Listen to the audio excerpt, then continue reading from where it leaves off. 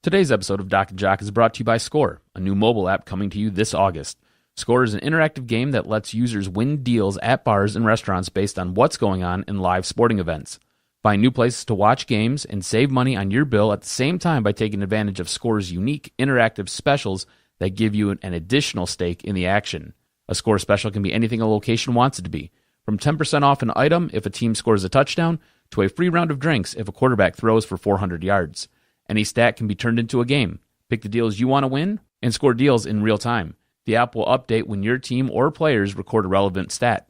When the conditions of your deal are met, the coupons are sent to your device to show your server or bartender. It's that easy. Score is coming to the App Store and Google Play this August. For more information, check them out on the web at score-app.io and follow them on Twitter and Instagram at ScoreDeals. Score, watch games, score deals. Is there a sports podcast in Detroit that people are talking about?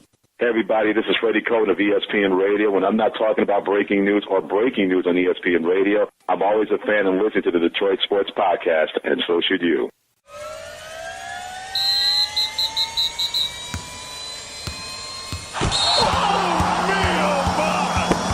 This is the Detroit Sports Podcast Network.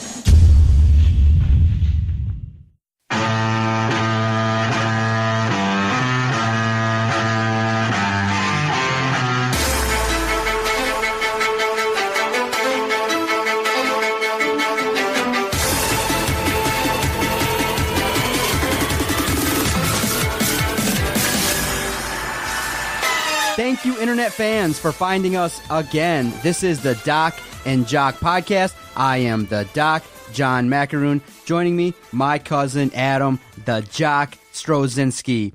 What's up, cuz? Welcome to episode 210. Did you ever think we'd make it this far? As the weeks go by, I'm like, wow, man, how far is this going to go? Every week we get new messages, new supporters each and every week that say, hey, what are you guys about? We'd love to potentially market with you guys.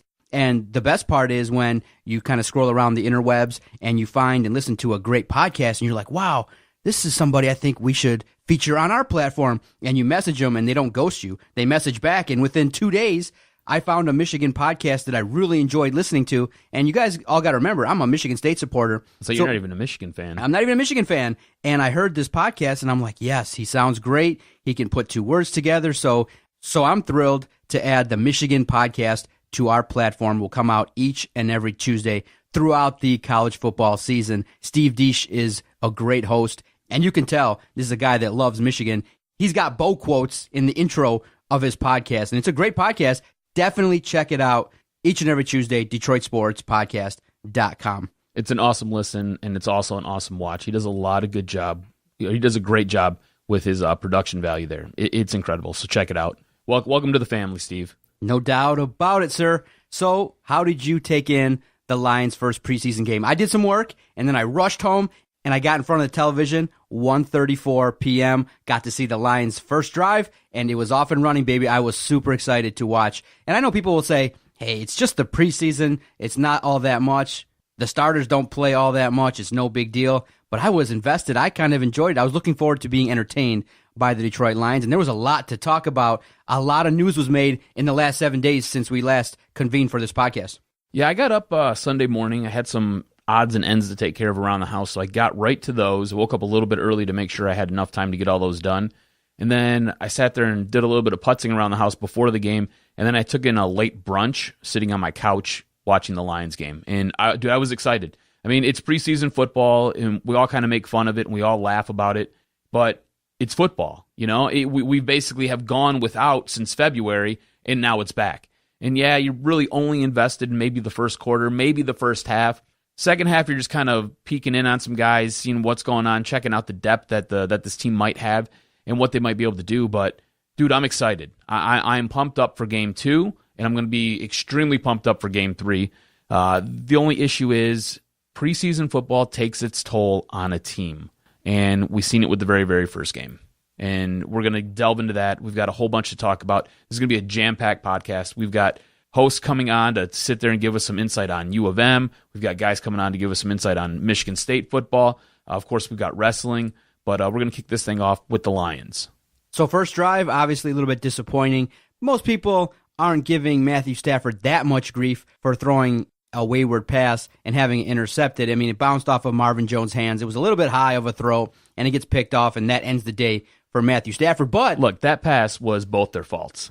Stafford threw it in a bad spot, and it hit Marvin Jones in the hand. If it hits you in the hand, you got to come up with it. So they both take the L on that one, all right? What was your takeaway from the first half? That's all I got to watch was the first half, because we'll talk about a topic a little bit later in this segment regarding, watching the Lions in terms of being entertained versus hoping that they win. But I was hoping to be entertained. The first couple offensive series for me kind of were a little bit stale and boring, and I was like, dude, this start is a little bit boring, and you messaged back and were like, dude, this is preseason. What do you expect? Well, I expected them to fling the football around, and Matthew Stafford did have a nice completion prior to the interception, and it was very nice to see. But at the same time, the first drive ended in an interception. You turn the ball over, then they go to Jake Rudock, and the first couple drives aren't that great. But then he realizes, dude, we got a guy who's 6'4", 213 pounds that I think can catch the football, and he started to target the guy that has been all the rage in the last week, Kenny Golladay. So I think his emergence supersedes a lot of the other talking points because he's a guy that potentially could do a lot of great things. So it was an interesting first half of football. That's as much as I could take in for me. Okay, so a couple different things here, all right? The offensive line is still in work, and you've seen that throughout the game. It looked as though the left side was having a little bit of trouble standing up and keeping the pressure off of Matt Stafford, especially that first series. I think the offensive line got better as the game went along. That being said, the Colts were subbing in guys who aren't necessarily starters. I was impressed with the defense. The defense did a very good job. Now, I realize that they are playing against backup quarterbacks and third-string quarterbacks. I get that. But I thought the defense looked good. I thought they sat there. They handled their coverages well. I thought they did a very good job. Speaking of Kenny Golladay, I thought he did a great job. We're going to delve more into him in a little bit. I was impressed with Teez Tabor coming out, and after a rough, rocky week at practice, he allocated himself pretty well in the game. I thought he did a very nice job. You've seen him come up, and you've seen him stop the run. He sat there. He had some good plays in coverage. I thought he did a very good job, especially coming off a week where we were really questioning him and what he's going to bring to the table. Depth is going to be an issue for this team, I think, going forward, and that's going to be something we're going to discuss with the Kerry Hyder injury. But I like some of the things I've seen. I thought there were a lot of good positives to take out of that first half, that first game with this team, whether it be on the defensive side of the ball or whether it be on the offensive side of the ball with certain players. I think this team looks good. Now, again, it's preseason, so take it with a pinch of salt here. But I like what I've seen. And you're right, it was bland. It's always bland. It's preseason. They're not going to run any double-end reverses, and they're not really trying to win the game. They're just out there running formations and seeing how guys are acclimating themselves to what they've been studying for the last couple weeks, what they're teaching, if it's paying off, and if the connection's being made. So I was impressed. It looks like this team is going to be well-disciplined, which is good. It looks like this team is going to be after the ball. I mean, the one thing I was really impressed with was on special teams. You had guys who, basically all 11 guys were around the football. Guys were running from the other end of the field to get to where the football was. So that speaks to two things. One, it speaks to dedication. Two, it speaks to conditioning. And on top of all of that, it speaks to the way the coaches are getting through to these players. So I was impressed overall. Is there an unsung hero, maybe not a name guy, that you saw and said to yourself, okay, this guy could potentially do some things? The name that keeps popping up, the guy that keeps making plays, is Anthony Zettel. This guy's like a beast all over the football field and is a guy that many people call a gamer. He's got a great motor, and with the loss of Kerry Hyder, he's going to be called upon to basically pick up the slack, be the next man up on that depleted defensive line. And I guess walking away from that football game, many concerns. Obviously, we'll talk about Kenny Golladay, no doubt about it, and the hype train that surrounds this guy. But first and foremost, when you have your sack leader from 2016 go down in the second defensive series, Jason brought it up and he said, you know what? How much culpability do the Lions have? Because the offense played one series, the defense, Kerry Hyder got hurt on a non-contact play in the second defensive series. You could argue, you could nitpick, why have him out there beyond that first defensive series? Now, he could have been injured on any play later on in the preseason if it was ready to go, but do you fault the Lions at all for playing Kerry Hyder 2 defensive series when the offense, a superstar like Matthew Stafford, gets pulled out after one offensive series? Don't you think maybe if you do look back in hindsight, isn't Kerry Hyder a valuable piece, especially with Ziggy Ansah not in the game? Why is he out there? I can't answer that. Jim Caldwell would have to answer that. It's a great question. I don't know why he was out there. Maybe he wanted to be out there. I mean, sometimes guys want to be out there. They want to get more in-game action because they don't feel like they're ready to go. And the season's coming up right around the corner here. I can't answer that question. I don't know. Because when you look at teams like Dallas and other teams, you are starting to see a little bit of situations where these guys are just rested. Ezekiel Elliott doesn't even play. Superstar players who are super valuable. Elliott ain't playing 6 games. No doubt about it. But valuable assets don't even make the field. And I would argue, if you're the Lions and you're desperate for any success, any potential superstar, I would even argue, you know what? Why even see the field? Especially when you don't have depth on the defensive line. I would have just circled Kerry Hyder's name and say, nope, dress, sit on the bench, see you later. We need you. We need Ziggy Ansah. We need some of you to definitely perform in the regular season. Just definitely watch, be invested, maybe even make some calls. But I'm going to argue that when you are depleted on a certain unit, the star of that unit probably shouldn't play. And I'm hoping maybe in the future this is looked at if the NFL decides to cut back on preseason games or extend the NFL season, is look, just use the preseason for one series and let these guys compete who are 3rd or 4th on the depth chart and see who's going to fill out that roster.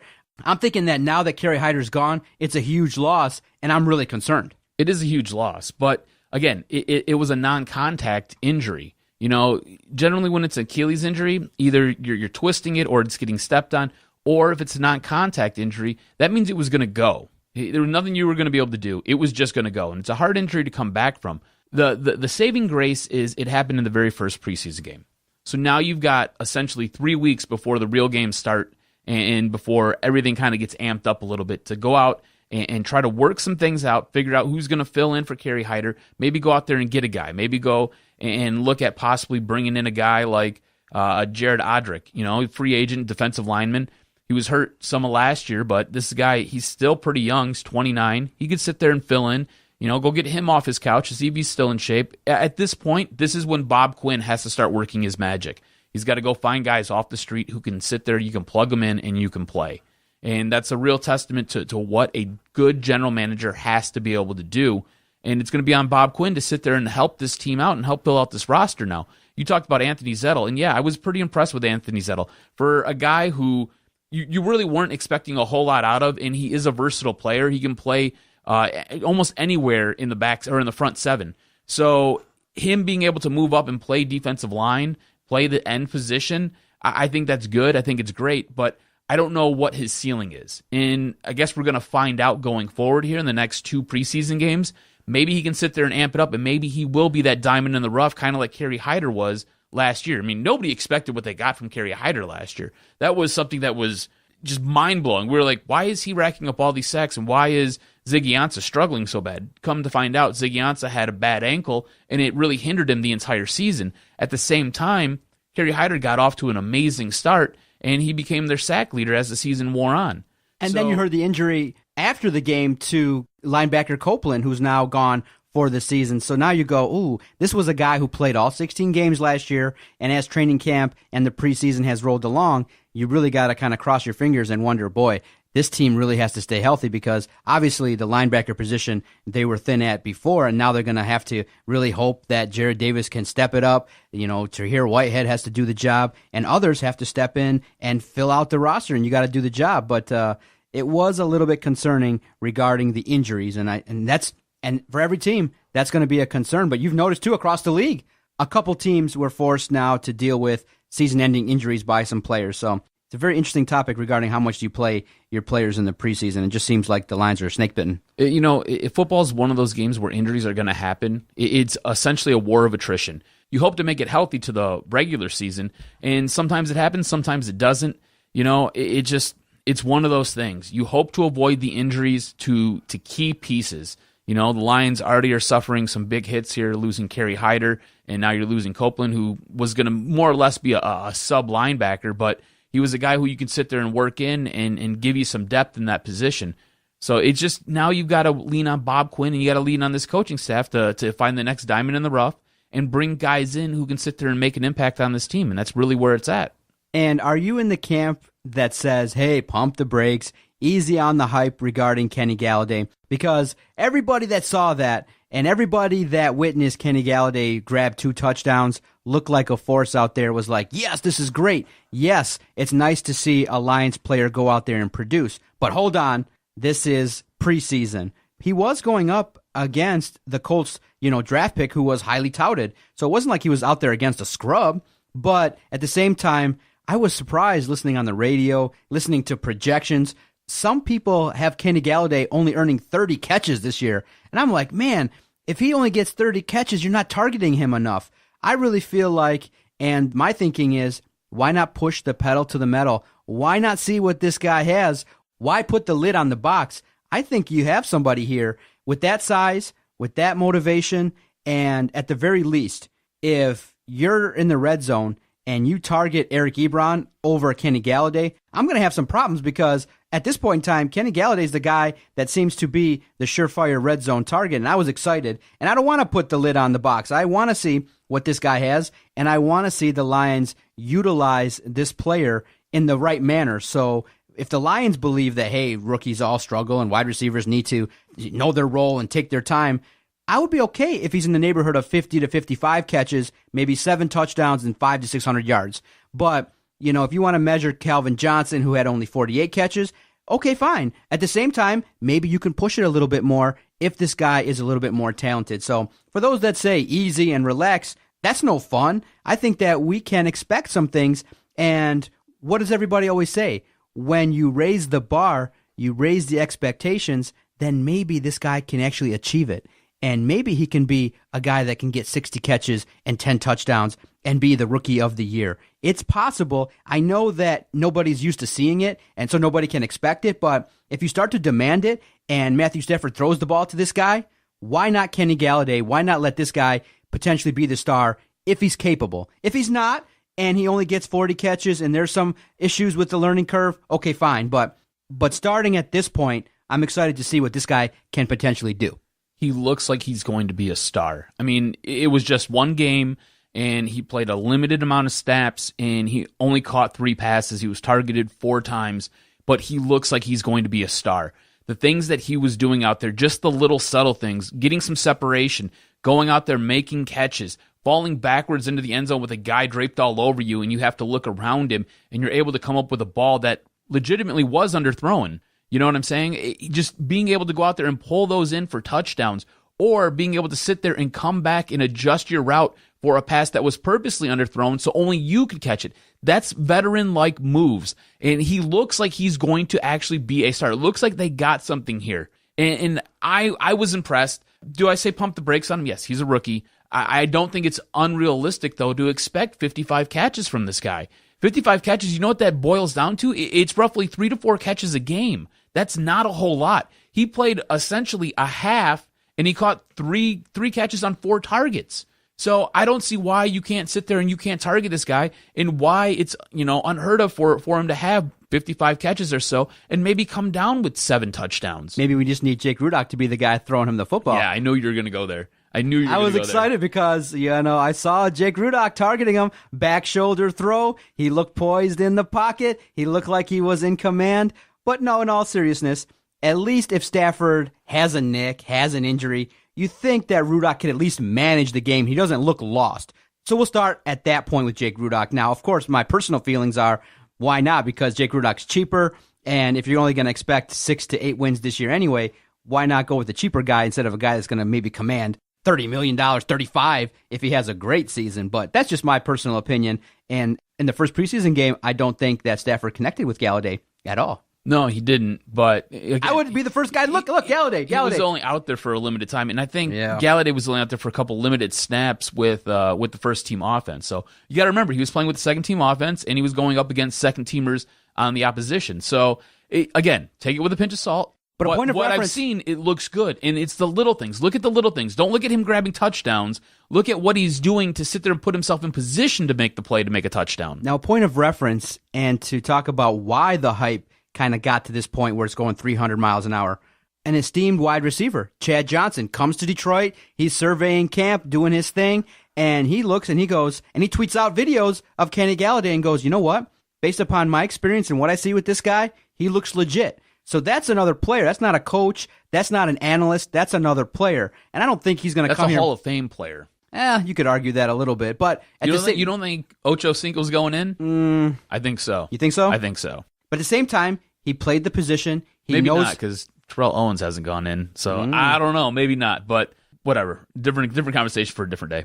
He surveys the landscape. He sees what Kenny Galladay's doing. He tweets out, this guy's legit. So when he does that, that kind of puts a little bit of a stamp on him. And then he goes out when the lights are bright and he does some things. So I think that Kenny Golladay and what he's done has brought some life to the offense, brought a little bit of a spark. And it's nice to talk about potential guys that can be above the norm. And for the Detroit Lions, they should covet that. And they really should make sure that he gets the proper amount of targets, because at the same time, we all know head coach Jim Caldwell and his attitude of, well, there were so many games where Calvin Johnson wasn't featured and things like that, and they were like, oh, we just have to adjust to what the defense is doing. At the very least, if Kenny Galladay's out there, I do expect that Golden Tate and Marvin Jones should have a little bit more room out there on the football field to do some things. So you got to have Kenny Golladay out there. I think he's the number 3 guy. And so it's still a little bit disappointing when you read reports that he's still not part of the first-team offense at this point in time. TJ Jones is getting a lot of the first-team reps. And I'm like, no, at this point in time, I know he's a rookie, but I think Kenny Galladay's better than TJ Jones, don't you think? Absolutely. Here's the thing. Don't put too much stock in all of that, at least not right now. Wait until game 3 of the preseason, and then we can sit there and we can really start to critique what Jim Caldwell's doing, what this coaching staff is doing with Kenny Golladay. But how nice is it? Because I believe he's the legitimate number 3 wide receiver. After one game and after seeing what we've seen in just a little bit that's come out of practice, I believe at this point he is their legitimate number 3 wide receiver. And how nice is it to have a wide receiver who's 6'4", 220 pounds, and is able to go out there and just make plays. Like I said, he was able to sit there and adjust routes. He was able to sit there and work around guys, and he was able to come up with the ball. He caught 3 out of 4 passes that were tossed to him, and he sat there and was able to move in space, and he was able to come down with the rock when you needed it. I think that screams of good things to come for this guy. Going back to the original argument, 55 catches isn't a whole lot for a guy. I don't see why you need to limit him. I don't know why you're going to sit there and you might try to use him like they used Calvin Johnson early in his career as a decoy. I think if you do something like that, you're absolutely stupid. And I think if you do something like that, this coaching staff, most of those guys should be fired. I don't believe Jim Bob Cooter is going to do that. I think he's a smart guy. I think he realizes what he has with Kenny Golladay. And I think he's going to put Matt Stafford in a position to sit there and expedite what Kenny Golladay can bring to the table, and it's going to help this team and help this offense in the long run. And the fans really took to him. I mean, when we asked on our Twitter page at Detroit Podcast, give us your best nickname for Kenny Golladay, we got a large response, and I'll read you some, and I'm curious to get yours because I have one I think that could stick and maybe could be one here that you could relate to as well. Matcha says Gigatron. Mike T says Optimus Prime. Brent says The Goal Father, which a lot of our supporters really liked. Diana, our longtime supporter, went with one that everyone's talking about, Kenny G. Steve Chimenti, G-Day. Ron J, KGD. Glenn V, Go All Day. Jeff Fitzgerald, The Mechanic. Make Something Broke Work. Red the Bum comes in with Doc Golladay. And Don Weldy comes in with All Day, Every Day, Kenny Golladay. Wow, I like that. The last one's a little bit long, but I like it. I like The Mechanic, taking something broken, making it work. That made me laugh. People were really interested in watching a guy, and he seems likable. He seems like an interesting character. So I thought about it, and obviously after watching wrestling, I got the nickname Kenny Certified G. Kenny Certified G? He's a certified G, huh? He's a certified G after one preseason game, baby. Kenny Certified G. I like that. You know what? I like the Quiet Storm. I heard that name kicked around for him. It strikes me like that would fit him because you don't hear a whole lot out of him. But when he's on the field, man, all he does is make plays, and he just wreaks havoc. So I like the Quiet Storm. It's going to be interesting to see what his nickname becomes, though, and how this evolves. You know, Calvin Johnson had one of the great ones, Megatron, and he had that coming into the league. So Kenny Golladay doesn't have one that we're aware of yet. So it's going to be interesting to see what his teammates tag him and what sticks. So this is going to be fun to watch. That's for darn sure. Now, I was kind of revisiting and looking back at some of our talks last year regarding the Lions offense and what we thought of it and what we thought about watching the NFL product. So I was driving after the game and I was thinking, so I thought to message you. And my thinking was this. Obviously, in the preseason, the wins and losses don't really matter. As everybody knows, the Lions won the preseason championship back in 2008. They went 4-0, and then they lost the rest of the games in the regular season. But as I was thinking about what we talked about last year regarding the team and where we're at with the Lions, I kind of got this thought, and I wanted to pick your mind regarding your NFL watching habits and your thoughts about the Lions. At this point in time, now me being 38 years old, watching the Lions for damn near 30 years, I kind of sit here and go, you know what? I hope they win. I try my best to root for them and look for the positives and really hope and cheer for them to do great things. But at the same time, knowing that we've been beaten over the head time and time again, we've raised our expectations only to be disappointed.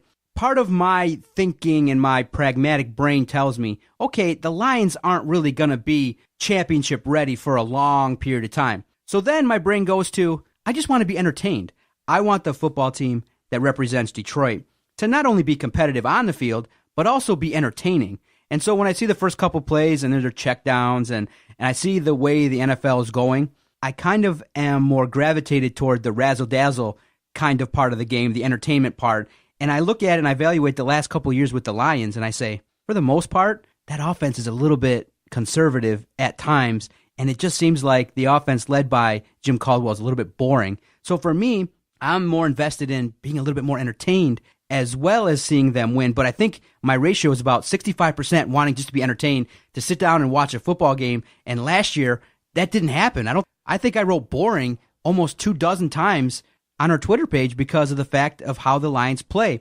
You get that sense, and where's your ratio at in terms of watching the Lions? Do you really care and thrive that they win? Or at the same time, knowing what you know about the squad, do you just want to sit and be entertained for 3 hours? Because we're investing a lot of time. 16 weeks, 3 hours per Sunday. We could be doing a lot of different things. And I know the pull is there to do other things, go outside, hang with the kids, but I want to be entertained. And when you see good football like you saw with Dallas, who went 13-3 last year, with other great offensive teams, with other proficient teams like the Patriots, like the Steelers, like other competitive teams, I just want to be entertained.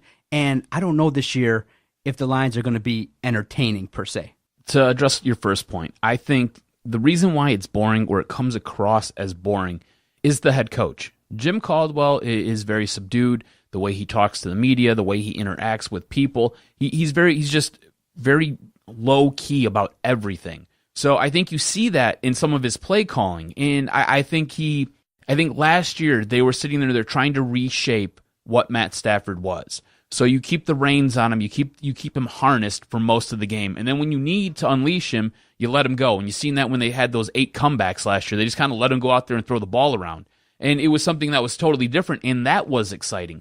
But you're right, the first 3 quarters was incredibly boring. And I just think it's the plan that this coaching staff has for this team, for this offense per se, and just the way they go about their business. There's nothing really flashy about them. Now, myself, to me, it's more important to win games. I think winning games is more exciting than you going out there and you basically being all show and no go. So I want to see you competitive. I want to see you come back and win games if you have to. I want W's, and I think W's puts butts in the seats, and you making it to the playoffs and you possibly winning a playoff game. I mean, something that's only been done one time in our entire lives. I think that's exciting. I think being a competitive team that you can go out there and you know that this team is good for 9 to 11 wins every single season, no matter how you get them, by hook or by crook. I'm all about that. I like that a lot better than you giving me a team that's anywhere from 6 to 8 wins a season, but you know what? They're putting points up all over the board, and they're throwing the ball all around, and you can count on this team to basically help carry your fantasy team because they're going to give you almost 500 to 600 yards of offense every single game.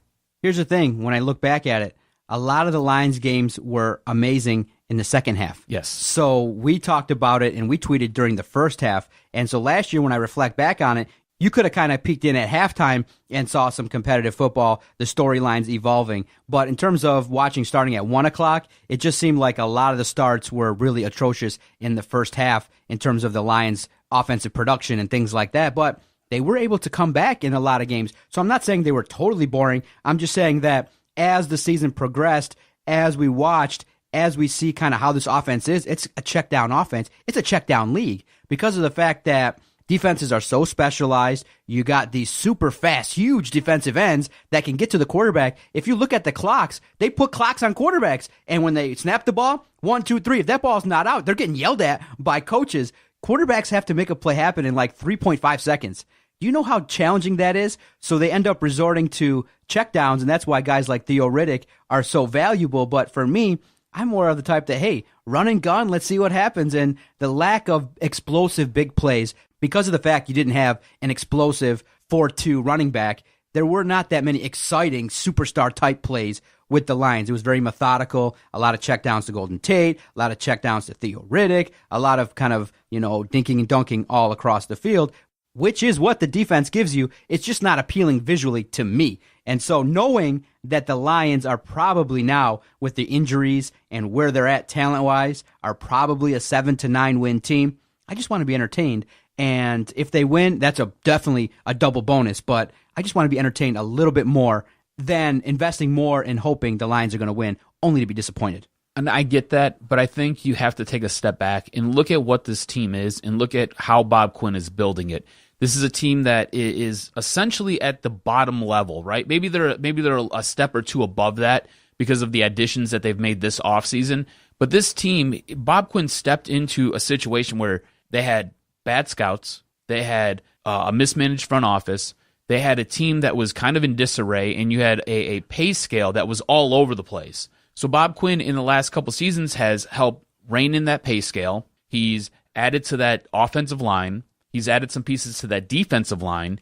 He's upgraded the linebacking core. Look at how this team is building. They're building from the inside out on both sides of the ball, and it's going to take time. So your exciting plays, I think they do come, but I think they maybe happen next season or the season after that when this team can really sit there and let go and just open up the playbook.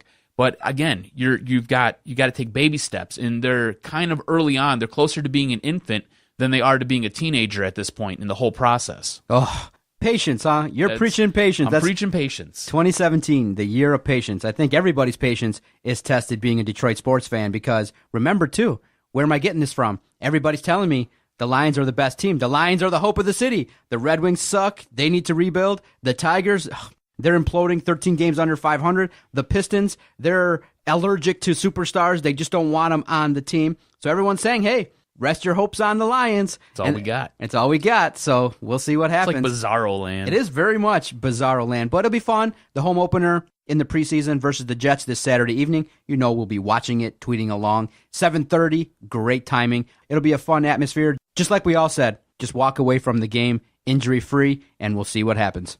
All right, we're going to take our first time out. We're going to switch gears and talk college football. We got some insiders coming in from Michigan and Michigan State. Dennis Fithian from The Ticket up first. Rico Beard from the Spartan Beat, 92.1 FM in Lansing. After that, greatly looking forward to some college football talk right after this. Doc here, I want to tell you about our host site, Podomatic.com. When Adam and I first started this project, we were looking for a place to host all of our recorded audio, and thank goodness we found Podomatic. We've recorded well over 600 to 700 podcasts, and we've only used one host site. Why do you ask? Because of the fact it's super easy to use. We take our recorded audio and we quickly upload it to Podomatic, and we generate links so that all of our supporters across the country and even internationally can listen to all of our shows. So if you're starting a brand new podcast, all the hosts here on the network will recommend one host site, Podomatic.com. Football fans, the 13th annual Zenith Prep Kickoff Classic returns to Wayne State University August 24th through the 26th. The Midwest's premier season-opening prep football showcase will be highlighted by 7 must-see games featuring the region's top teams and players. For more information, visit DetroitSports.org. Brought to you by Zenith, an innovative Detroit-based football helmet and equipment manufacturer. UAW Ford, Legacy Football Organization, and Performance Orthopedics. The Prep Kickoff Classic. The season starts here.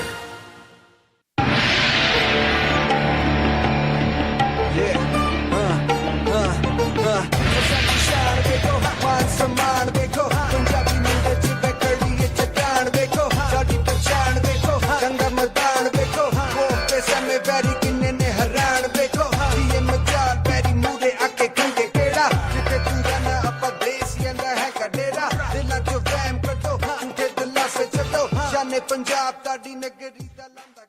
Welcome back to the Doc and Jock Show.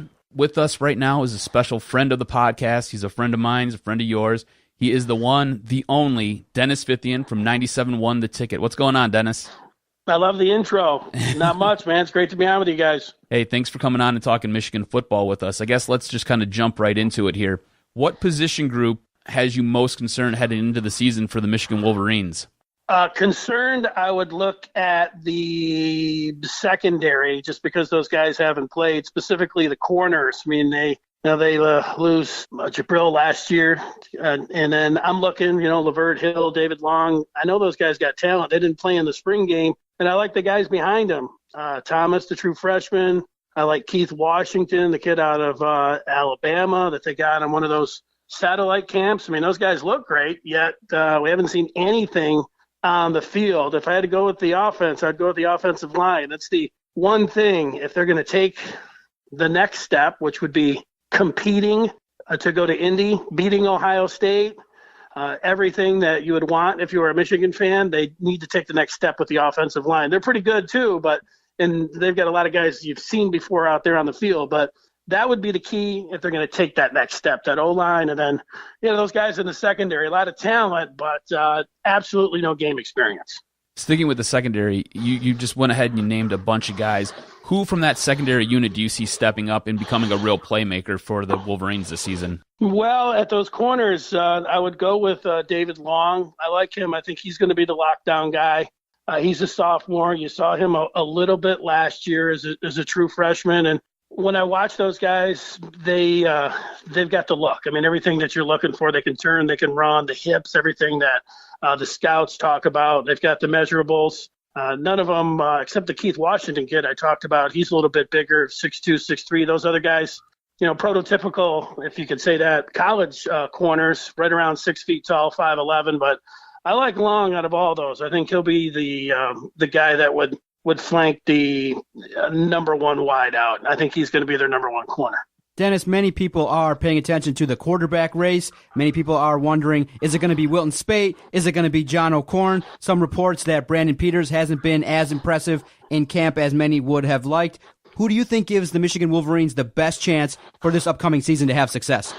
Well, I'm going to answer the question, but, the last 2 years, last year I said it was O'Korn, and then, the year before I thought it was Shane Morris. So with that, being wrong the last 2 years, I think there's no doubt it's going to be Wilton Spate. That's not really anything against either of the other guys. I saw O'Korn last year come in, win that Indiana game. He can do some things, but when you're talking about the guy that has the experience and, had the injuries late in the season, which I think was one of the gigantic factors in why they lost against Iowa and maybe against Ohio State. But you lose 20 pounds like Spate. I mean, he looks pretty good if you've seen any of that fall camp footage. And, it can do amazing things for you when you think about knowing this time last year, he was in the battle. He wasn't sure that he was the starter. I think now he's sure. He sounds confident, and I think he's going to be a great leader. I think out of everything, it's always, when you talk about the quarterback and leadership, I think people will be most surprised at how Spate looks after a year with Harbaugh. The first quarterback that, since Harbaugh's there, that he's got as a returning starter. I think that he's going to shock a lot of people just how good he looks. Last season, I noticed in some of the big games, the Michigan offense seemed prolific early on, but then when it came time to close the game, in certain situations, it seemed like the offense went too conservative. Do you feel like in order for the Michigan football team to take that next step, that Jim Harbaugh has to do a better job with that offensive unit to be a little bit less conservative later in games? Yeah, I think that comes back to the O-line. You got to be able to run the ball late. I think the other thing is they had such a good defense. You think that if you have a little bit of a lead, you play to your defense, you play to your special teams, you play to your strengths, you try to win games like that. I think a lot of football coaches would do it like that. And yet they really, to be a team that's going to compete for the Big Ten East. And if you compete for the Big Ten East, you can really compete for it all. So, yeah, offensive line and, saying to be able to run the ball, that doesn't sound like, you're getting away from being conservative. But I think that's what they've had to do the last 2 years because they played to their strength, which was the defense. So they tried to milk the clock once they had the lead. And I say all that. I've watched that Ohio State game a couple times this summer, and they turned the ball over late. They were down there throwing on their own goal line.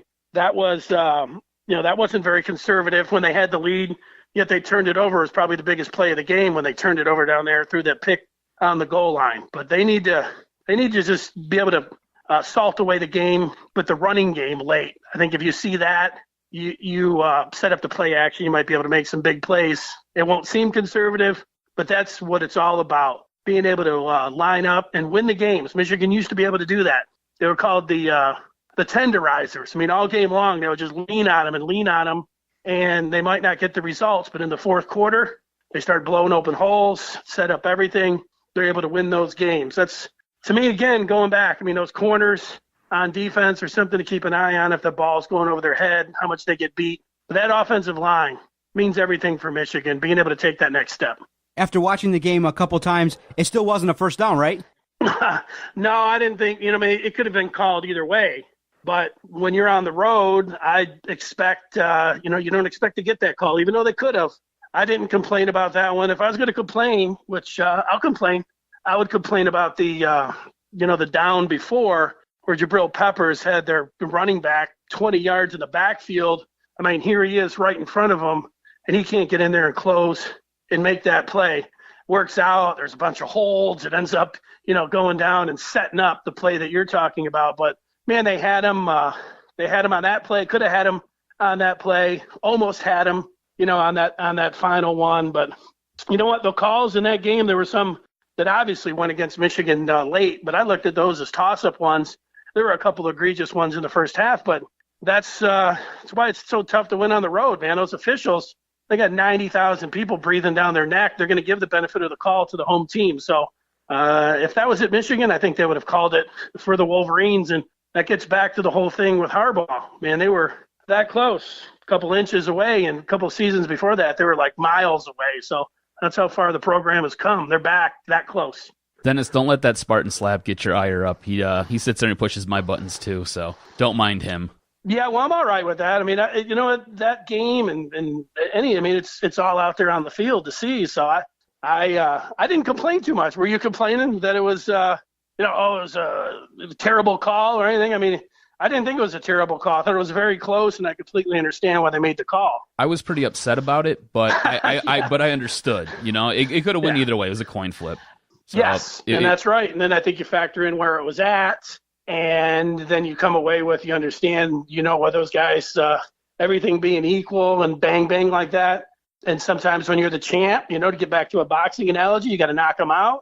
So all those things kind of tilted in favor, unfortunately, of the Buckeyes. On the phone with us right now is Dennis Fithian from 97.1 The Ticket. You can hear him late night on 97.1 The Ticket. You can also follow him on Twitter at Dennis Fithian.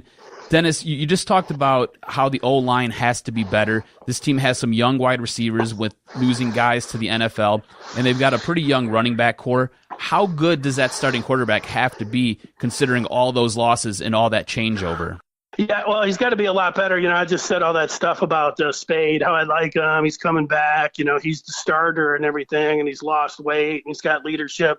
He needs to play way better because of what you're talking about, the guys that they lost last year. I mean, he's going to have true freshman wideout, Tariq Black, Donovan Peoples-Jones. I mean, they're going to have a couple guys that have been out there for a little bit, but they're really going to rely on young wideouts. So he's got to be a ton better. That's why I like that.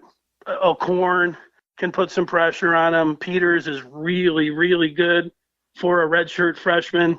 And they've got a really good coordinator and, of course, head coach. That's what Harbaugh's specialty is working with the QB. So I expect him to be a lot better, but he needs to be a lot better. I mean, he can't be the Wilton Spate of last year. If he does, I could see 4 losses. If Wilton Spate if he doesn't get any better, 4 losses for Michigan, at least. Transitioning over to the defense, in who I'm assuming is going to be the defensive captain, how good is Rashawn Gary going to be this season? Well, he's great. I mean, he is. He's as good as any defensive end you could possibly bring up. You know what? I think about, you go through some of Clowney. I think he looks a lot to me like Jadeveon Clowney. He was the number 1 player when he went to South Carolina. After a year, busted out as a sophomore, thought about sitting out his junior year, but then he went number one. He's had some injuries, but he's going to be a huge factor, just like along with J.J. Watt for the Texans. I think Rashawn Gary's that kind of athlete.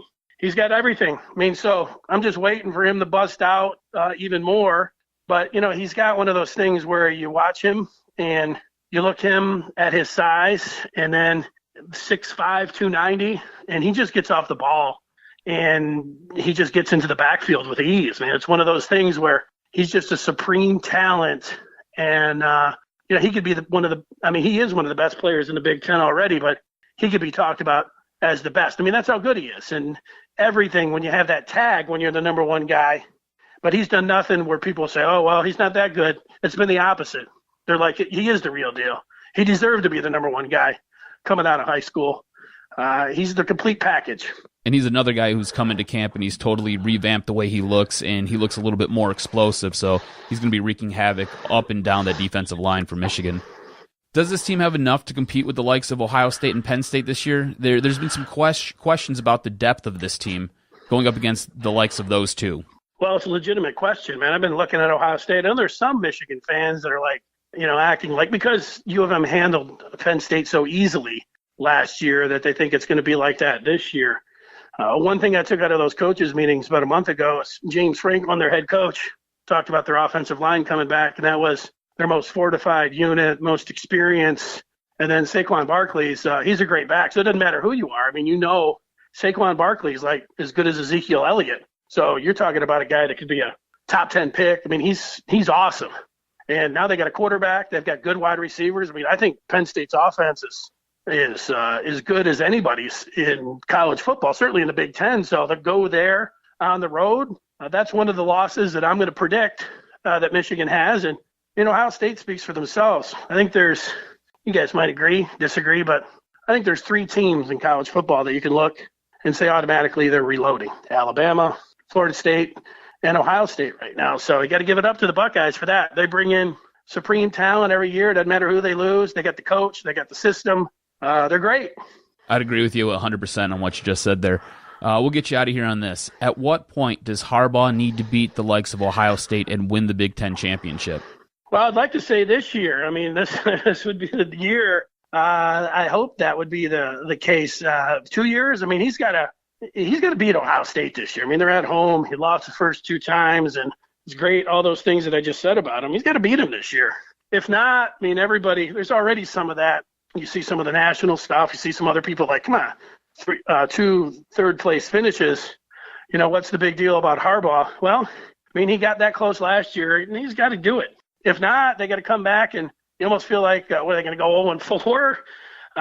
And, you're going to still be able to be confident that they're going to be able to beat them or make a run at a national title. So I say this year feels like not that they're going to fire him, but it's as much as a must win for any coach. Michigan against Ohio State. They've got to beat them. Dennis Fithian, you can follow him on Twitter at Dennis Fithian. You can hear him on the ticket late in the evenings and on weekends. And early next year, I heard that you're launching a podcast talking about stadiums and people's experiences going to a lot of the stadiums here and around town. We look forward to listening to your new podcast venture starting in 2018. Dennis, thank you so much for joining us. We always enjoy the talk. You guys call me anytime you want. Thanks, Dennis. We appreciate it. Rolling right along here on the phone with us on the Doc and Jock podcast, Rico Beard, host of the Spartan Beat on 92.1 FM in Lansing. Rico, welcome to the Doc and Jock podcast. Hey, man. Appreciate you guys having me again. Oh, we always enjoy the conversation. College football is right around the corner. Everybody's excited. To start off, what's been the vibe, the scene over there in East Lansing the first couple weeks of camp? I think the scene is kind of everybody's just kind of holding their breath, waiting to see what happens next.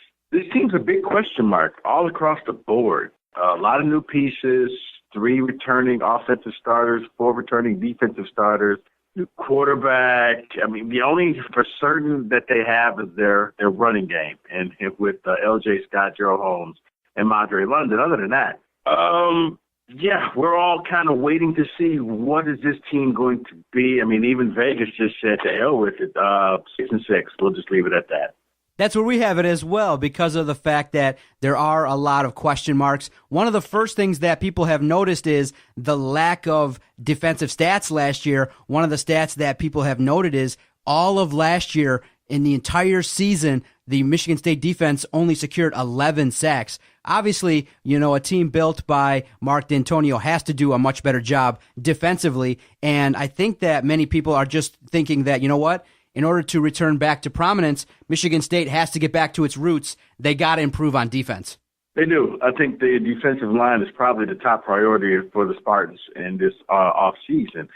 And this is going to sound very strange, but I do wonder if this year's defensive line will be better without Malik McDowell. Would it be addition by subtraction?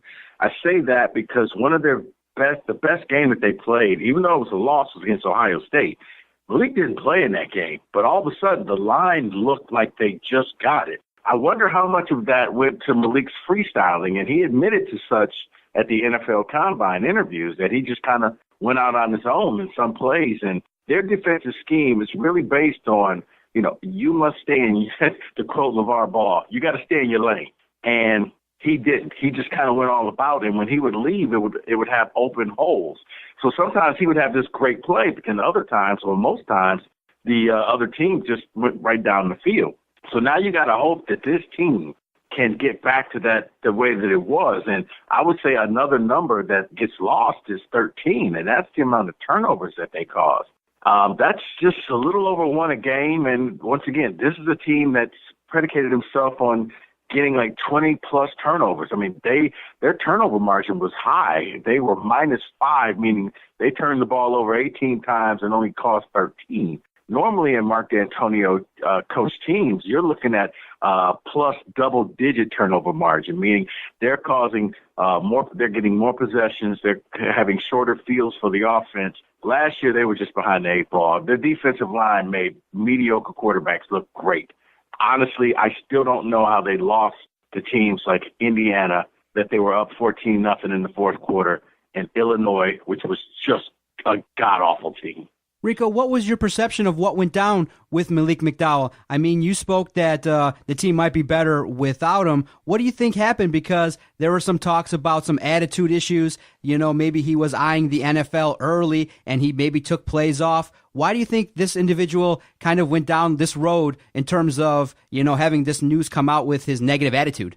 I don't know if it was negative attitude. I just think that it was, we're not winning. I'm a commodity. I need to stay healthy. I got bigger fish to fry in the NFL. I don't know if that's necessarily know if that's a bad attitude. I mean, was it a bad attitude when Christian McCaffrey and Leonard Fournette skipped their bowl games? Sometimes the kids got to make what's the best choice for them. Now, unfortunately for Malik, he kind of mailed it in the middle of the season. Michigan State appeared to just be out of it. They didn't have anything to play for. And this is a kid who, in his first 2 years, saw the Cotton Bowl come back, and then they were in the college football playoffs, and then they just flat out stunk. So I don't know if he was ready for that, if he was prepared for that. But in his mind, I think he just kind of checked out and said, I got to get some stats for the NFL. I got to get some highlights, and I got to stay healthy. So that was it. I don't know if it was – I don't count that a bad attitude. I just call that, I guess, maybe not team spirit. How about that? Staying with the defense, Rico, who do you see as being the player on the defense to really be the linchpin, the guy who's going to kind of be a star and kind of mold this team in his image and make this defense kind of hit and, like you said, force some turnovers, be a playmaker? I think I don't think it's going to be that one guy. I don't think you're going to have that one guy like you had with the Bulla family, even though there's still one more Bulla on the team. Yeah, Byron Bulla's still on the team. I don't think you're going to get a one person. I think a lot of it's going to be an effort. They'll probably more of a no-name defense, because I could start rattling off the names of guys, and most of you will sit there and say, who? I mean, John may know it. Adam will be like shrugging his shoulders like Tayshaun Prince. Like, I have no idea who that is. Okay. But you got to hope it goes back to the defensive line. A guy like Big 99 Raekwon Williams and the two Panishuk brothers out of Chicago. You hope that they can solidify that line and get things going. And defensively, maybe and as the linebacking core goes, either Chris Fry, middle linebacker, or probably Andrew Dowell probably could be the other linebacker that could step up and do something. Early returns coming from camp, do you see this team having enough talent to sit there and challenge the likes of a Michigan, a Penn State, and Ohio State, being able to do some damage and get some wins against the teams that are considered to be the upper echelon of this division? Yeah, I do. I think they have enough talent that they can win some games. I think they have enough talent that they could even surprise some people and upset a few teams. It's all about with D'Antonio and running his schemes and his offense and his defense. And when you get all of the players, when all 22 guys are buying into that, that's when Michigan State's most dangerous. Look at all the years gone by when they've defeated teams that they weren't the favorite. They were double-digit underdogs, but they found a way to do it through toughness, and that's what they have to get back to. So do they have the talent? Yes. I think the talent is young and inexperienced. But just because you're young and inexperienced doesn't mean that you're bad. It just means that no one knows who you are. I think that's where they are. As I told you, we're all kind of waiting and see who's going to step up and be that guy. But I do think that they have talent. It's just guys you haven't heard of. If you watch the green and white game, now you know who Tristan Jackson is, the wide receiver from West Bloomfield. He's going to be the guy pretty much filling the role of Donnie Corley and every other wide receiver that's not on the team anymore. But he had 186 yards in the spring game. He looks like he can be that guy. You got a guy like Cody White or Hunter Rison, two incoming freshmen who, let's face it, they have their background that gives them a little more of a step above everybody else because they have two dads that played in the NFL. They've been around pro players all their life.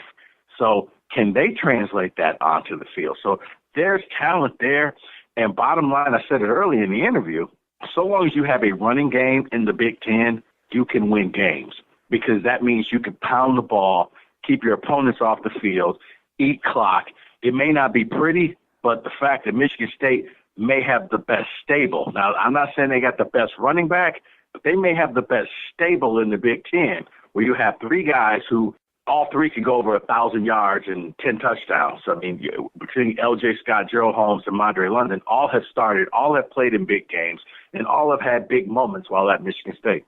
Rico, you mentioned the running back position. The other key position on the Michigan State offense is the quarterback position. Now, Lewerke has looked very crisp. Many people are pegging him as the starting quarterback. What does he bring to the table in order to lead this Michigan State offense? I think for Lewerke, he brings a little bit of swagger, something that Tyler O'Connor tried to manufacture, but guys, you know, either you got swagger or you don't. And Tyler O'Connor didn't. Lewerke does. A lot of the coaching staff are comparing him to Kirk Cousins, a guy who just he kind of galvanized the team, and at the time they needed a Kirk Cousins because the ship was kind of going, you know, just around in circles, kind of, you know, in years past like it is now, except for now it's kind of spiraling down. But you need that galvanizing force. You need that person that the teammates respect, the teammates listen to, and the teammates want to play for. I don't know if you had that last year because I don't know if they believe. Like Connor Cook, for all the bad knocks that he got, that team believed in him, and they thought that they were never out of a game because Connor could go into his bag of tricks and find a way to win the games. They need a quarterback with that type of confidence. That's what Brian Lewerke is bringing. Now, that's the talk. Now he has to walk the walk starting on September 2nd and go out there and show people, I am that guy. I deserve all the praise that I've been given, and I'm going to lead this team back. To build on what you're talking about with Brian Lewerke, does he have enough to sit there and keep the job in your estimation, or does a guy like a Messiah DeWeaver or maybe even a Damian Terry unseat him as the season goes along and he gets relegated to being the number 2 quarterback? I think for Brian Lewerke, the biggest thing is handling that pressure because I do think that Messiah DeWeaver and Damian Terry aren't just conceding the fact that, okay, he's the quarterback, so I don't have a chance. Those guys know that, hey, mistakes happen. You know, sometimes coaches anoint the wrong quarterback. And going back to the Connor Cook here, it was Andrew Maxwell, and then they were going to go with Damian Terry, and Connor Cook was the third option. So those other two guys have mentioned that to me, that they have to stay ready and stay woke and be on guard, knowing that at any moment Brian can go out there, have a horrible game or get injured, and then they get the chance to shine. And once you get the ball, you don't want to give it back. So I think the fact that they're going to be pushing Brian should be motivation enough of, I don't think he has to look over his shoulders, but I do think he knows that I can't go out there and stink the joint up without me being replaced. Now I'm looking at the early part of the schedule. First 4 games on the season take place in East Lansing. They play Bowling Green, Western Michigan, Notre Dame, Iowa. When you look at that early portion of the schedule, how close do you think they could potentially be to be 4-0 heading into that Michigan game? It seems like if they can get through the first couple contests there with Bowling Green and Western Michigan, then you wrap it up versus Notre Dame and Iowa. If they can play well, it makes that Michigan game a lot more interesting. They could. I think I don't think there's that far of a reach. Notre Dame's kind of in the same ship as Michigan State. Started off last year with high hopes and kind of went into the toilet. They finished 4-8. Michigan State was 3-9. They're trying to rebuild. They brought in a lot of players, but because they're Notre Dame, people just automatically assume, well, they're Notre Dame. They hit the reset button, they'll be back. But those games have always been close between Brian Kelly and Mark D'Antonio. It's at home. It's a night game. Probably going to have a ton of alums back. I'm sure Izzo's going to bring his team out there. It's probably going to be a lot like the Oregon game a few years ago. You got to wait and see. That's the game actually that I'm circling on the calendar. That's when I'll know kind of what this Michigan State team is all about. No disrespect to Bowling Green or Western Michigan. I think they have enough talent to beat those two teams. Western Michigan, with a whole new coaching staff and doing everything new, Corey Davis, he's gone. He's not coming back. He ain't walking through that tunnel. I think they have enough to beat those two teams. Now, that could end up being fool's gold. We don't know. But after the Notre Dame game, I think we'll have a good glimpse. They beat Notre Dame. I think they should beat Iowa, and you're right. Now you're going to Ann Arbor to play Michigan, and I'm quite sure Vegas already has Michigan, I think, like 25-point favorites. I would tell anybody who listens to me, I would take the points because that game is generally a 7-point game. Even last year, it was around the 7-point game until Peppers took the 2-point conversion back and pushed it to a 9-point game. But those two teams play close. They don't like each other. The players, Michigan State players, get up for that game. And, that's just a fact. They're going to go out there to try and punch people in the mouth, and they're going to try and figure out what happens. And it was kind of funny because I was talking to a former Michigan player, Marcus Ray, and he said the Spartans didn't get enough credit last year because what they did was they gave Iowa, Ohio State, and Florida State the blueprint on how to beat Michigan. Michigan State's going to come up with a game plan against Michigan. I'm not saying they're going to beat them, but I will say it's going to be a good game. I think the years of that Bobby Williams 49-3, I can't see that happening again. On the phone with us right now is Rico Beard, host of the Spartan Beat on 92.1 FM in Lansing. You can also follow him on Twitter at Rico Beard. Rico, has this season, with the tumultuous offseason and everything that's kind of followed that, has this set up... Tumultuous, I like that. I went to my thesaurus. Has the season set up perfectly for Mark D'Antonio to get the absolute most out of this team? It has. And here's the stat that, we've been mentioning stats. 11 sacks, 13 turnovers. Here's the stat that I'll throw out to people, and they quickly dismiss. They'll accept, the team's bad, 11 sacks, 13 turnovers. Mark D'Antonio has had 2 bad subpar seasons at Michigan State. Do you know how he followed up the next season? With spectacular seasons. He won the Big Ten championship both times. So I don't know if that's going to happen again, but I do think if there's any coach that relishes the fact that people have given up on him, given up on his team, and said that they have no shot at winning, I say it's Michigan State. I mean, look at last year. The team was horrible. Number 2, Ohio State comes in, and they're a failed 2-point conversion away from upsetting them in probably the biggest upset of college football last year. They're going to play everybody tough. They're going to play everybody hard. And, if you walk into the game thinking, their run is over, I think you're going to get your feelings hurt because they're playing for pride right now. They didn't like the fact that how the season ended. They didn't like the fact that every time you turn on the TV, it's been something bad, whether it's players getting kicked off, getting arrested. It's eating at them. They're chomping at the bit. I do think that Mark D'Antonio wants to come back and right this ship It's all about business. It's all about focus with this team. If anybody can do it, he's done it before. You got to give him credit. If you ridicule him for 3-9, you got to give him credit because he's bounced back from bad seasons. If he does it again this year, if he somehow upsets, shocks the world, and they win the Big Ten, he's your coach of the year. All right, I want you to put it in stone, Rico. Do they challenge the likes of Ohio State, Penn State, and Michigan this season, and do they have the possibility to win 2 of those 3 games? I would say one of the 3. I think they can challenge them. The fact that it's Michigan is enough for those players. I mean, you've seen it. Even when the team is bad, last year they found a way to scrap back and see what they can do. Penn State is going to be interesting because I think that's the week after Penn State plays Michigan, or either the week before. So Penn State could get caught looking ahead or looking behind. And then Ohio State is always a tough game. I mean, if anything, Mark D'Antonio has Urban Meyer's number. He's the only Big Ten coach that has multiple victories over Ohio State and Urban Meyer. I think they could get 1. To get 2, you're probably going to need either somebody to play out of their mind or you're going to need a lucky bounce of the ball like what happened in Ann Arbor 2 years ago with the block punt. You're going to need a little bit of that luck to happen for you to get 2 wins in.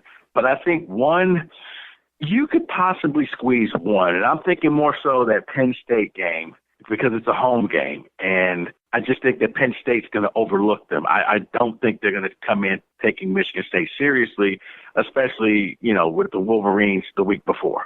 Always enjoy the conversation. Rico Beard, host of the Spartan Beat.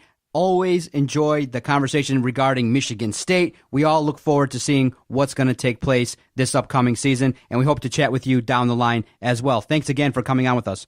All right, thanks for having me, guys. Anytime. Thanks, Rico. Have a good one.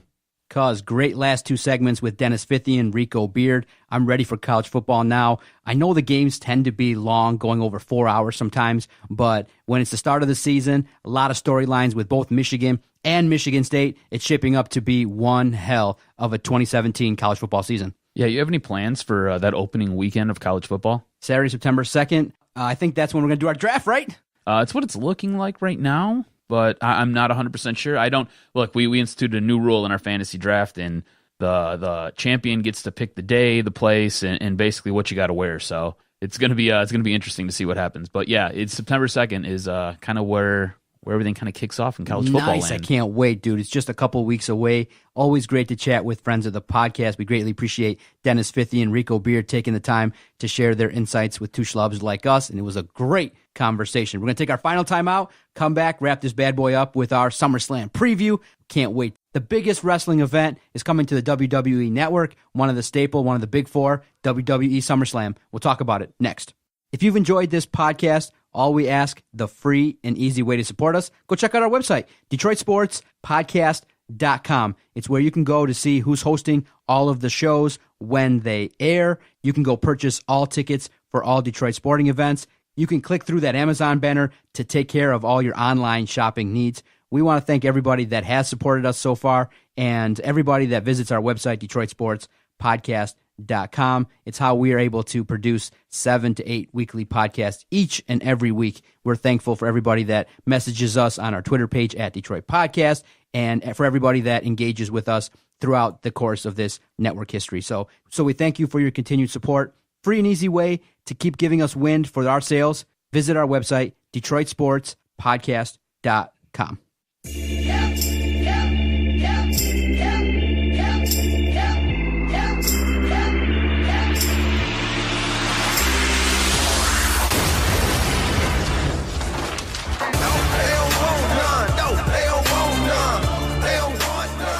Because SummerSlam's here this Sunday. I'm excited. A lot of big matchups, a lot of things that are going to develop. Because of the fact that this is a huge pay-per-view, we know that there's probably going to be a couple surprises, maybe, just maybe, a debut after SummerSlam, maybe the likes of a Bobby Roode or somebody else. This weekend's going to be huge. So, it kicks off with NXT. A huge NXT event's going to take place Saturday in Brooklyn. Then the next night, You got SummerSlam, and I'm super excited as all hell. All the matchups seem to be in place. It's going to be a long one, so I'm thinking potentially this might be a card where 2 or 3 of the matchups might be placed on the pre-show instead of the usual 2.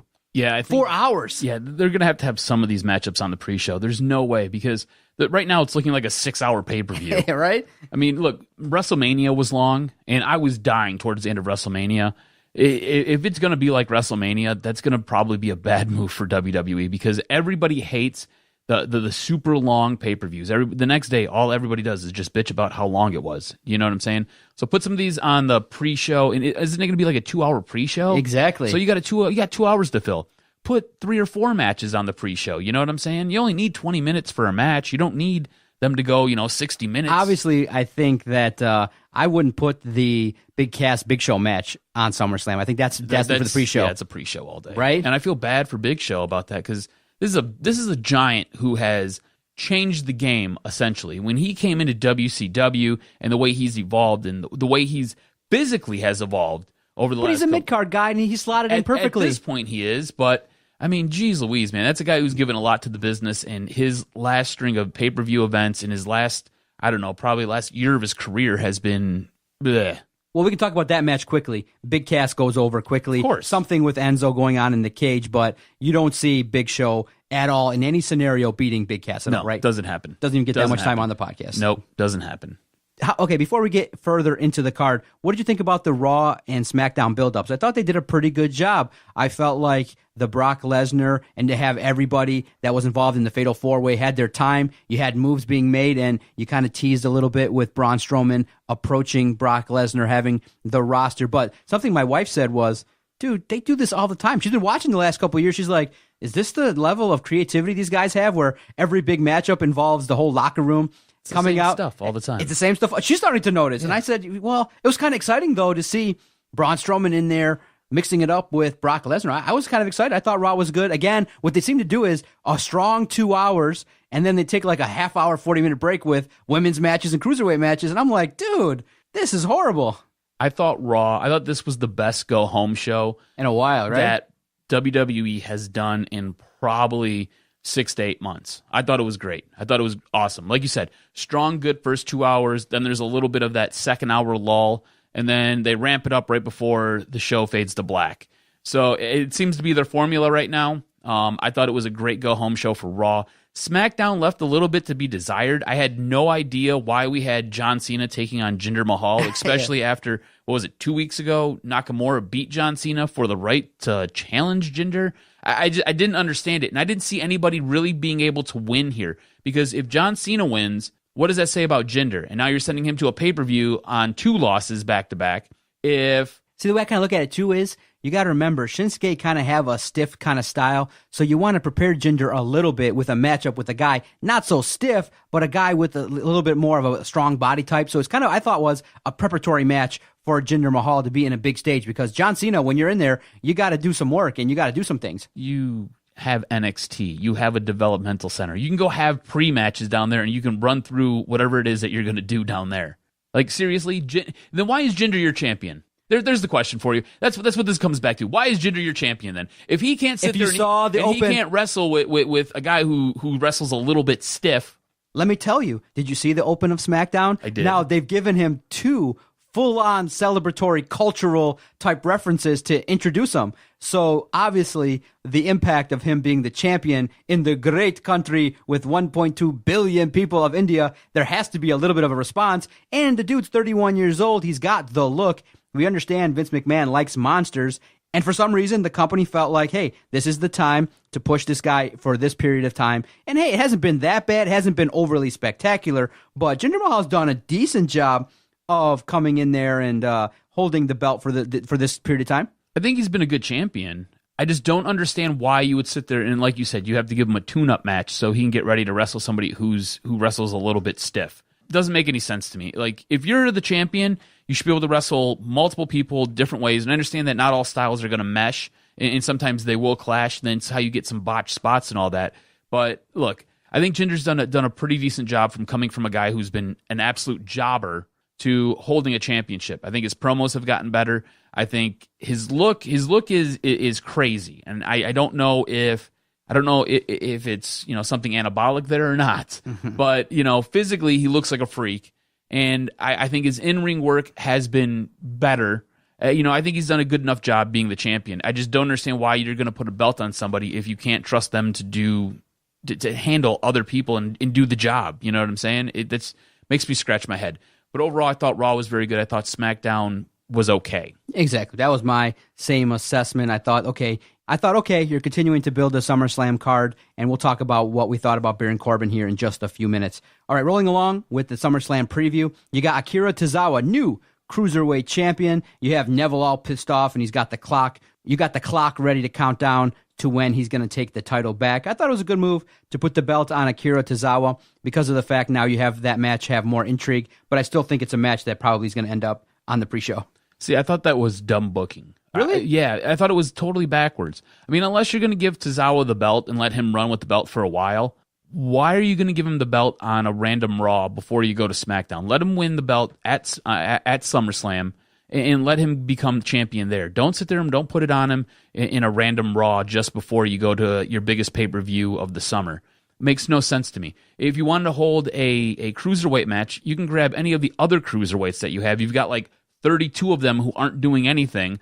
Throw one of them on the show and let them sit there and get some moves in and get some wrestling done. And if you want the heel to win, let him get some heat while he's on Raw. I didn't understand it. It seemed like backwards booking to me. Well, because now we're gonna have the match again. How many times have we seen this match? But at the same time, I think that Tozawa could continue his run and win at SummerSlam and continue with the Titus brand. Because you also got to remember, you have to elevate the Titus brand if you want it to have any relevance. And I totally agree with that. So if Tozawa loses, I will be really upset because it makes no sense why he won then. All right? If he beats Neville on Raw and then Neville challenges for his rematch in the coming week at SummerSlam, okay, fine, whatever. I can get around it and I can deal with it. It just, again, it seems like backward booking and you're giving away a match that you're going to get on pay-per-view. I just don't get it. Next up in our preview, John Cena versus Baron Corbin. Very interesting setup here. You can't have a major pay-per-view without John Cena, right? But he's also had a long losing streak at SummerSlam. You have Baron Corbin, who unsuccessfully cashed in his Money in the Bank on this last week's SmackDown. Did that make sense to you? It didn't make sense, but at the same time, if you look at it, maybe you add a little intrigue to this matchup because both of these guys want to be WWE champion, and you have John Cena now taking on a young upstart. But it felt like to me that it kind of showed to me what the company felt about Baron Corbin because there really have only been, I think, 2 guys who have unsuccessfully cashed in the Money in the Bank and sort of have him do it on a SmackDown. Well, it was and the way Damian Sandow and John Cena. Yeah, exactly. Him. See, and the way that he had him lose too was just a roll up again. Yes. What I tell you, see, and so going back to NXT. Go back down to NXT. But for this one, I think John Cena wins. It doesn't hurt Baron Corbin along the way because of the fact that, hey, John Cena's still a player. He's still a guy. He's still a guy that's in the mix. I don't necessarily think you have to put over Baron Corbin here. I think his trajectory is still continuing to be on the rise, but it could plateau here in the next couple months. In his rise, probably in early 2018 or midsummer where he gets his run. I think next year is going to be a big year for Baron. I would like John Cena to win this match. If Baron Corbin wins, I won't be surprised. This one screams coin flip to me. And I think the reason why you seen him cash in the other night on SmackDown kind of tells you and kind of lets you know what the company now feels about him. I think there was a huge rocket attached to his back, and they wanted to push him. That's why he won the Money in the Bank, and that's why he's been so involved with different matchups, whether it be with Nakamura, whether it be with John Cena, some of the bigger players on the SmackDown roster. And after, I think something's fallen flat with him. After his promo with John Cena the other week, I think that led to a little bit of insight into the character of what Baron Corbin is and what he can do. I don't think he can handle a good promo. I think he kind of shies away from the large spotlight like a guy like John Cena who just sits there and is so in your face and so upfront about it. Also, if you follow Baron Corbin on Twitter, he's a giant troll. And people troll him, and then he goes back and forth, and a lot of times he looks stupid. Him and Dave Meltzer just got into it because Meltzer doesn't feel like he should even have the Money in the Bank briefcase. And they went back and forth, and basically Meltzer just shut him down left and right and just basically made him look like an idiot. So I think that there is some heat coming on Baron Corbin right now, and that's why you've seen him cash in, that's why you've seen him lose. Next up, Cesaro and Sheamus, tag champs versus Dean Ambrose and Seth Rollins. 2/3 of the Shields were reunited on Monday Night Raw to kick off the show. I thought it was pretty good. You have the dynamic where Dean Ambrose and Seth Rollins are in the ring fighting, and then Sheamus and Cesaro come in to try and pick up the scraps, and they come in and they try and dominate these guys, and they finally work together. And in one of the great moments of 2017 in the entire year, you have Seth Rollins and Dean Ambrose put their hands together. The Shield was reunited, and now you have a situation where, for the week, you all are going to be happy. I think it's perfect writing to reintroduce Seth Rollins as a heel. This will be a situation where my prediction will be Seth Rollins turns on Dean Ambrose after a loss, and you reignite a feud with Seth Rollins and Dean Ambrose going into Survivor Series. Ooh, I like that. I was thinking the same thing there. I was a little bit surprised that they did reunite the two on Raw. I figured that would be something that was saved for SummerSlam. I didn't expect them to sit there and pull it off so soon. I figured we'd have to wait until the weekend for it.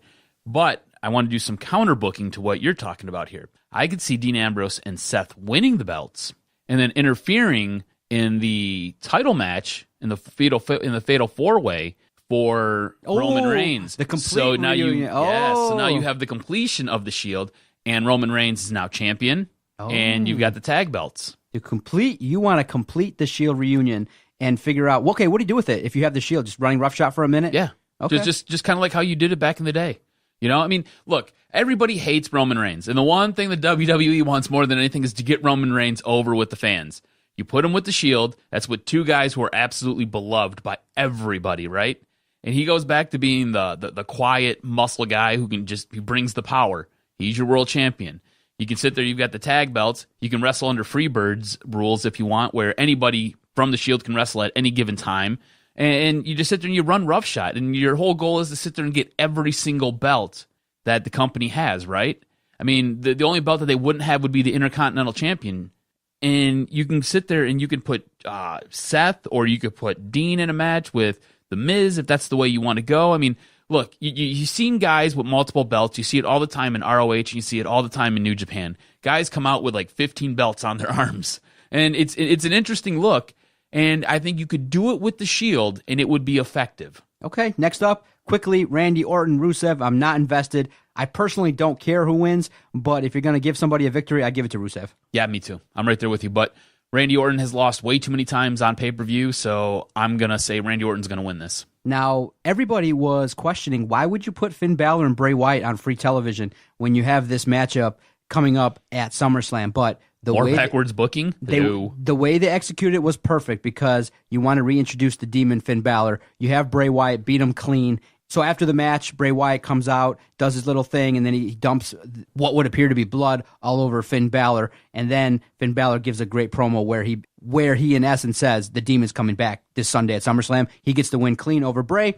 You walk away both with a victory, and it's all good. I don't understand why you needed to do all that to get the demon to come out, though. None of that made sense to me. Like, you have to provoke him enough to get the demon to come out. I mean, in NXT, it wasn't necessarily one of those things. It was just a mindset. He would just flip a switch and he'd become the demon. So why do you have to have him covered in what is blood to sit there and have him come out? I don't know. I didn't get it. But we both agree Finn Balor wins the match. Yes, and I love the demon. The demon is incredible. It sends chills down my spine when he enters. Next up, Alexa Bliss, the women's champ on Raw versus Sasha Banks. I think the WWE Universe has a lot of respect for Sasha Banks despite the way the company has booked her. But in this matchup, you keep the belt on Bliss. And I think it's going to be one of the matches where you could really look to it and say, okay, this is what women's wrestling and the Revolution is all about. This match should deliver. Yeah, I think this is going to be a good match. I wouldn't be surprised if Bayley came out and interfered in this and attacked Sasha, and you have your heel turn with Bayley. So maybe watch for something along those lines. I do see Alexa winning, though. See, then you turn around and you look at the SmackDown women. It's like Naomi versus Natalya. It just seems like a really low undercard match, and maybe one that you could put even on the pre-show because of the fact that it's not Naomi's fault, but Natalya's not a draw. Natalya no longer needs to be in the mix for a title, because at this point in time, she's worked her way up at least 3 or 4 times to try and take down a title. It's never happened. So for me, I don't believe that she's even worthy of being a contender, and that's what bad booking will do. I know she beat 5 women at Battleground to earn this shot, but at the same time, it would be quite shocking if Natalya walks away with the belt. she's been a good soldier, and this is her reward for being a good soldier. She sits there, she trains most of the new girls that come in. She's great in the ring. Honestly, she is one of the premier female wrestlers in WWE. Most of her matches, whether you enjoy them or not, if you don't enjoy them, there's usually not a bad botch or a bad spot because of her. She knows what she's doing inside and outside the ring. So this is basically her reward. I don't think she's going to win. I do possibly see Carmella coming down and cashing in. I can see that happening. And maybe if Natalya does win, maybe Carmella cashes in. So you've got like a 30-second reign as champion there. So don't be surprised if something like that happens. The New Day and the Usos continue their rivalry at this year's SummerSlam. For me, not really invested too much in the SmackDown tag team division. Like you've said week after week, the Breezango angle and the Fashion Files have been much more of a storyline. I thought that the breakup of American Alpha was premature, and you've kind of decimated the division where it's basically these two teams on SmackDown. So for me, I would like the Usos to regain the titles so that these guys can continue to feud, because basically on SmackDown, these two are it. And so maybe for them to continue to battle, even a matchup as devastating as a Hell in a Cell might be the way to end this feud at Hell in a Cell. So I think this feud continues with the Usos winning at SummerSlam. I could see that, but I think deep down, I think New Day retains, and I think they go on. And I don't know who they're going to face next, because they have totally destroyed the tag That's division. why you keep it going by just having them bounce back and forth. Maybe this is where you get your call up from NXT. Maybe Sanity comes up. I don't know. So on last week's SmackDown, now you had the reverse. Kevin Owens accidentally kicked Shane McMahon, which leads us all to question, who is Shane McMahon going to favor in this matchup? Whatever happens, I think this has the potential to be one of the great matches of all time. If these guys bring it, these two guys, AJ Styles and Kevin Owens, can put on a match anywhere, anytime, and make the matchup one that people will talk about. For me, as everybody knows, I'm a huge AJ Styles guy. I really hope he walks away with the title, but part of me is thinking that at this point in time, Kevin Owens might walk away with it, but I'm really, really rooting for AJ Styles. I think AJ Styles wins. I think there's something that happens with Kevin Owens and Shane McMahon that sets up a pay-per-view to come where they're going to end up fighting. So that's the direction I'm seeing here. Now, one of the big two matchups, co-main event status. This is not the main event. Co-main event, it has the potential to be a matchup that people are going to talk about. Jinder Mahal, the SmackDown WWE champion, versus Shinsuke Nakamura. Everybody that's a wrestling fan has to believe if you put Shinsuke in this opportunity, then he's got to walk away with the title. You don't elevate him to this stature. It's SummerSlam. You don't have Shinsuke leave the ring without the WWE Championship. Shinsuke, he's given the mantle. He's been on the rise through NXT, through his debut at SmackDown. The way he's been booked, I don't see a scenario in which Jinder keeps it. He's had a decent run, and he can go off and feud with others as well. It's Shinsuke Nakamura time. Yeah, I think Nakamura wins, and what I think you do here is there's usually more money in the chase. So WWE wants to tap into India. They want to sit there and they want to use Jinder as their cash cow over in that part of the world. So you put the belt on Nakamura, and now you have Jinder chase him. He gets a rematch. You can sit there and you can have the Singh brothers interfere with his matches. I mean, there are different things you can do with Jinder chasing after the belt once it's on Nakamura. Plus, now you give your push to Nakamura, and he becomes your star. You need somebody to sit there and take that mantle of John Cena. Who's got a better entrance than Nakamura, right? I mean, John Cena maybe rivals it with the crowd reaction, whether it be the boos or the cheers, but I think you could do it with Nakamura. His promos have to get a little bit better, and that's just language. His English isn't very outstanding. Let's just put it that way. All right, main event time. I'm looking forward to all the entrances. Roman Reigns, Samoa Joe, Brock Lesnar, the champ, Braun Strowman. This is one matchup I really don't know how it's going to go. Many people are in the favor of having the belt on Samoa Joe because he'd be a fighting champion. The way the booking has taken place, he does fit in. He does look like a guy that belongs in this matchup. You can continue the feud with Roman Reigns and Braun Strowman. You can figure out a way to have Brock lose without actually taking the pin. But at the same time, it's just a matchup I want to see. How are these guys going to destroy each other? Who's going to fight who? You have the Shield potentially reuniting and Roman Reigns walking away with the title. For me, I think it's Samoa Joe. I think we're both in agreement that probably Brock Lesnar, it's a good time to take the belt off of him. He's had the run. He's not a fighting champion. You may even have a scenario where John Jones is interfering if he's there front row at the Barclays Center to set up potentially a huge UFC fight. But for me, it's either going to be Samoa Joe or Roman Reigns takes it down. New champion, baby. 2 new champs. Yeah, I think you're spot on with everything you said. It's time to take the belt off of Brock Lesnar. Like I said, the scenario I presented where the Shield kind of comes together and reunites, I think that would be something interesting. I think that would be cool. If Joe wins the belt, I'm going to lose my mind because I love Samoa Joe. I love Samoa Joe. I think Samoa Joe is great. I love Samoa Joe back when he was in TNA, and I loved him when he had to sit there and he come out with this like this war tribe get up and these people beating on these drums. I mean, that's how long ago I love Samoa Joe, right? So if Joe wins it, that's cool.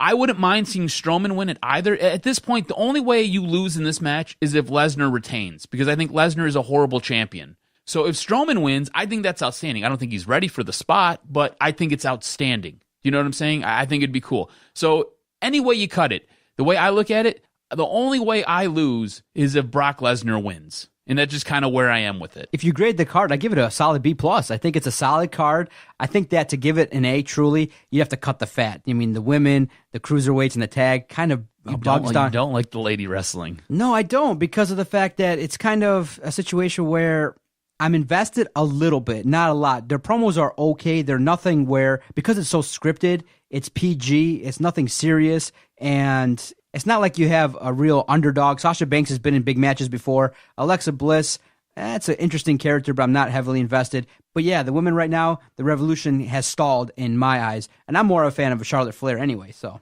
I guess, I don't know, like, I understand what you're saying. And Natalia I do feel Sasha, like it just seems like the 4 women in this SummerSlam, you could have 4 different women with higher quality. You probably could. You probably could. And I'll say this much. With Bayley getting injured, I think that helps the ladies' matches because I think Sasha's a better competitor than Bayley is. And that's not to take anything away from Bayley. It just, she doesn't hold my interest. As an adult male, she does not hold my interest. So I totally get what you're saying. I understand. All right, to end the podcast, some unfortunate news was made regarding a legend that we all love and respect. Ric Flair was in the hospital over this last week, and he was put in a medically induced coma. Apparently, he had an issue with his colon. This is according to Dave Meltzer on Wrestling Observer Radio the other day. He went in for, he was having some abdominal pain, was in a lot of pain. They went in, did colon surgery on him that had put him into a medically induced coma. Because of the issue with his colon, it was causing complications with his kidneys. So now he's on kidney dialysis. So he's still a little touch and go, but he's in much better shape. Every day that he stays on dialysis and that he moves an inch closer from where he was is good for him. So he's getting better. It's going to be a process, though. Oh, thank goodness, because when you heard his camp say, hey, we need prayers for Ric Flair, you're like, oh, did he have a stroke? Did he have a heart attack? Was something going on? But yeah, I did hear it was a routine procedure with some complications. So I'm fascinated to see how this progresses. A real legend in Ric Flair, you can't have him go at 68 years old. It feels like we need another decade of the Nature Boy. Another decade. I can't wait for the 30 for 30 on ESPN. I think it's going to be outstanding. More news and notes. GFW, TNA, Impact, whatever you want to call it. They strip Alberto El Patron of the GFW World title. This is just ahead of 6 days of taping that they're going to be doing. They came out and they said, even though Alberto El Patron wasn't found to be guilty of any wrongdoing in the situation that took place in the airport with Paige, it's really unbecoming of what GFW wants their world champion to be. And I guess Alberto came out and said, you know what, I stripped myself. I gave the belt back to them, and it's just going to sit there to teach me a lesson, and I'm going to go back and I'm going to challenge for the belt. What's interesting is Johnny Morrison, Johnny Nitro, he's coming into GFW. He's going to be doing some tapings with GFW, TNA, Impact. So he may be the new champion. So something to watch there. And more news and notes is sticking with SummerSlam. We've got NXT taking place on Saturday, like you said, at the Barclays Center. You can expect Adam Cole, baby, to be in attendance. He just signed his WWE contract. He's going to be going to NXT. Also, with Adam Cole, the 3-time ROH champion, the only ever 3-time world ROH champion, you can plan on an ROH invasion angle. Something similar to like the NWO. You've got guys like Bobby Fish, Kyle O'Reilly, Donovan Dijak has reported to the Performance Center, as well as Leo Rush. Expect all these guys to be headed up by Adam Cole. I'm hoping Bobby Roode loses the title because it's time for him. Dude's been marinating so long. He's getting a little dry over there in NXT. Give the belt to Drew McIntyre at NXT. Let him have the reins, and let's see Bobby Roode on SummerSlam or the following Monday Night's Raw. Dude, Drew McIntyre would be an outstanding champion. Like, you can't lose. Either Bobby Roode or Drew McIntyre, both of them incredible athletes. Or if not Raw, maybe he can go to SmackDown and maybe relive a little rivalry with AJ Styles. Oh, that'd be awesome. That would be nice, It would be great, yeah. It'd be good matches, dude. Real good matches. All right, great podcast, sir. Great SummerSlam preview. I'm looking forward to it. Going to enjoy all of SummerSlam, the pre-show, all the matches, but I might take a nap during some of the matches that I consider to be fluffy so that I can be ready for the main event to scream my little head off. The final two matches I'm looking forward to, the title matches, should be ones that are also fascinating and sprinkled in with some great mid-card matches. Definitely looking forward to seeing Finn Balor on SummerSlam. He should deliver, and definitely whenever AJ Styles is in the ring, you got to watch.